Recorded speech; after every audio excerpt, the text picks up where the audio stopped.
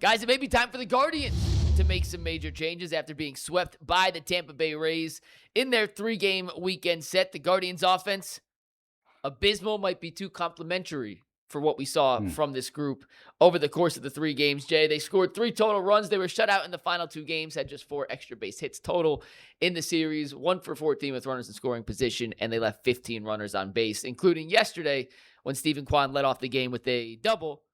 And then the Guardians proceeded to go 0 for 27 with 2 walks the rest of the game. Jay, was this a reality check for the Guardians? Or do you look at it as more of a wake-up call for the front office in terms of, we need to make a front move? office, okay. Or you take whatever you want. Wake-up call. It's not a wake-up call. I said this Friday. I've been consistent on this going back to June.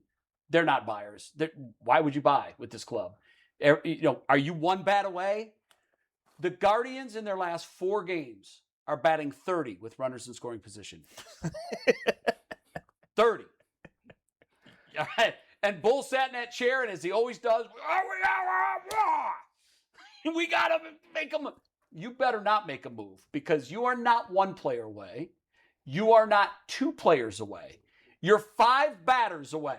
You're 5 sticks away. Everyday batters from becoming a team that can compete in the East. At one point, when you look at the standings in the East or in the American League, you look and say, oh my God, nobody in the West is over 500.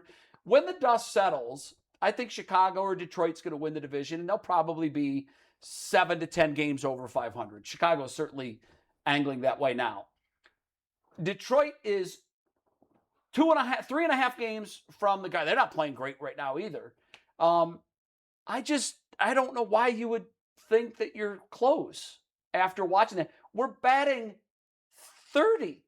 We're 1 for 32.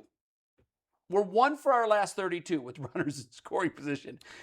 That's almost impossible to fathom.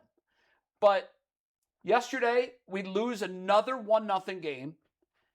That the pitcher deserved better than that. The Rays' only run was a safety squeeze. That was it. And we lost the game.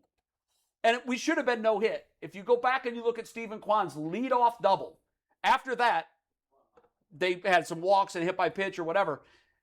27 official at-bats, 27 outs, outside of the walks and, as I said, the hit by pitch. They're abysmal. They're awful. I felt sorry for Stephen Vogt. Him filling out that lineup card, I bet he has PTSD doing it. It's bad. And now here's the crazy thing. Hosey's back and Kwan's back. Kwan's playing like Steven Kwan again. He's playing great. He's the only guy doing anything. And we haven't won since Jose came back. Yeah. I watched every pitch Thursday, I think, or close to it, 12 innings. And at the end, that game was like fingernails on a chalkboard. At the end, I said, that is a bad loss by a bad baseball team. And then they went to Tampa, and they scored 3 runs in 3 days, and 2 of those were in the 9th when they were down 10 runs on Friday night. Yes, you're right. I don't know, Jay. I don't, because of the state of the AL, and because you are getting quality pitching, I don't know that you can sit on your hands. Now, I don't think you're trying to make a big move, but I think they owe it to the clubhouse to make a move, and I think, obviously, this is not a hot take. I think this weekend reinforced that. It's funny because a couple of years ago when they were kind of lingering, you were mad when they traded Savali. Furious. And Bull and I were in favor of it and said, this team's not going anywhere. Right. Now it's flipped. And now it's flipped. And now by the way, the Savali trade netted Manzardo. Yeah. Who we had put in the column of, we won that trade. Yeah. Did we? Well, Did we? I told Bull I'm souring on Manzardo. I've soured. Yeah. I'm all the way there. I'm smelling. Those are minor league numbers. I'm smelling the milk and checking the expiration date. Yes. With him. Yeah, he's expired. It's gone. It's curdled. It's curdled.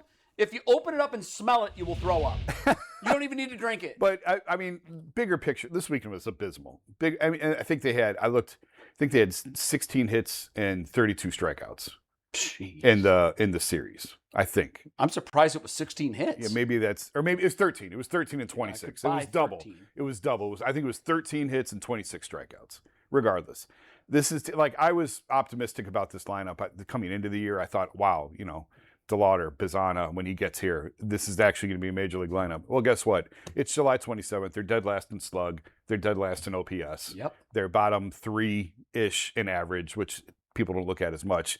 Now, most baseball people look at slug and OPS. They're dead last in baseball in both of those. And those are the two big ones. And that's I've talked about this for years.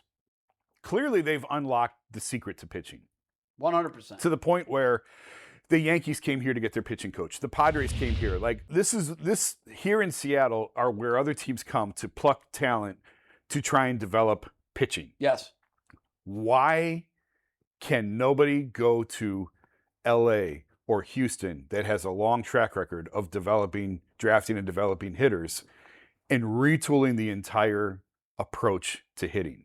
And they have pivoted slightly the last couple of years with their approach in the draft. But we haven't really seen the fruits at the major league level. No, we have not. And each time we think we have, like I still think Bazana's a decent player, but like I thought last year, okay, Manzardo, check. Well, and that's my point. Not. Manzardo's a perfect example of a guy. It's like, what is happening when these guys get to the major leagues that they are not taking off and they are not blossoming as major league hitters? It's maddening that I just don't understand. And say what you want about the Dodgers, about they just go out and buy players. They do. They also have an unbelievable farm system and development system.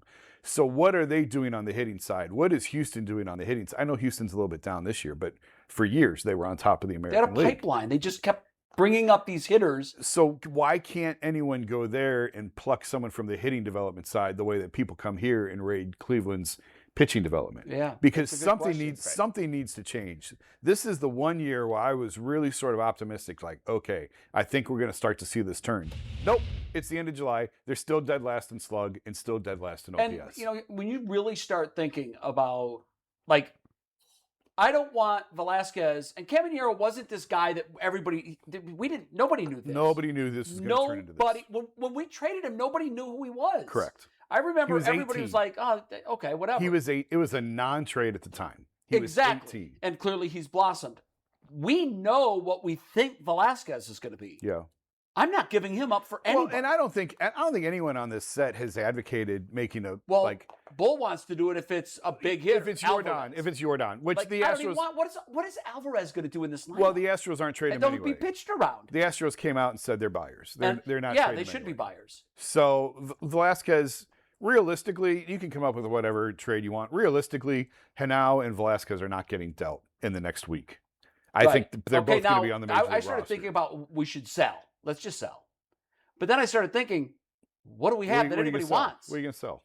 Bo Naylor is Bo Naylor. He's persona non grata. He's down there molding away in AAA. Yeah.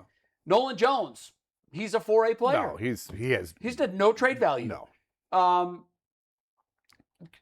Gabriel Arias, no trade value. Right. They Manzardo. would give him away. Manzardo at this point. Yes. Nobody's knocking the Guardians' door down to get Manzardo. Correct. So I just think that they're in this odd spot where this is going to be a nothing year. I don't want to see them make a hardcore run because, yes, the American League is havable.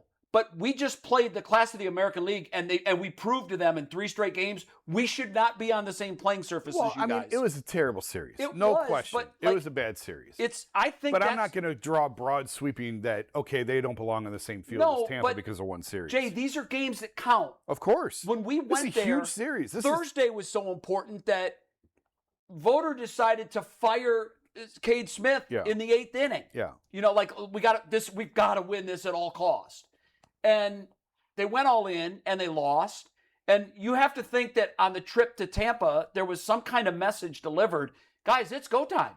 It's go time. If you want the front office to go out and add to this roster, you have to prove to them that you're worthy of adding some pieces and that maybe if you squint and you add 2 pieces to this, it would be a baseball team.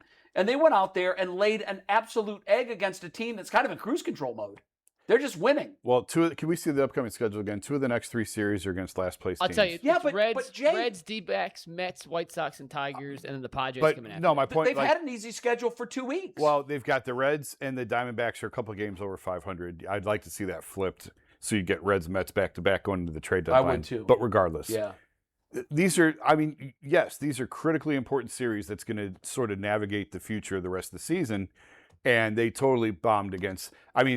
To come out of the Twin Series with a split and then to get swept by Tampa after winning the first 2, it's terrible. But we saw this team play terrible, terrible baseball last year and get hot at the right time. And that's what you're hoping, is that these guys can figure it out and get hot in August and September. I hope, but you've got 3 teams to contend with now. You've got Minnesota, Detroit, and Chicago. I mean, Chicago it still seems to be- sounds as if Detroit's going to sell Skubal, which I would be surprised. That's what I heard this weekend, is that teams across the league thinks that he's available. Gonna go, and that'll change everything. But for you know them. what? We say that. Remember 2 years ago? I know they sold and they won. They sold, and they were under 500. And they were out of it, and everyone was like, "What are you doing?" And then they make the playoffs. charged. Yep. So you never know. They are. I said last week, they are in the worst possible spot to be in with Skubal. It is. You almost have to get something for him.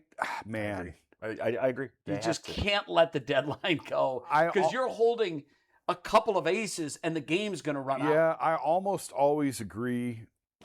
Part of me feels like, because the American League is so wide open, I don't totally blame them, fault them. I'll be curious to see if they sell what the return is, because I don't think it's as high as everybody thinks. You don't? Because you're only getting 2 months, and he hasn't been the dominant Skubal of previous eras or previous He years. looked good last time out. So if all you're getting, like the Lindor package, that at the time I thought there was a minute where it looked like the Guardians knocked that out of the park. With Rosario and back Jimenez. to your point.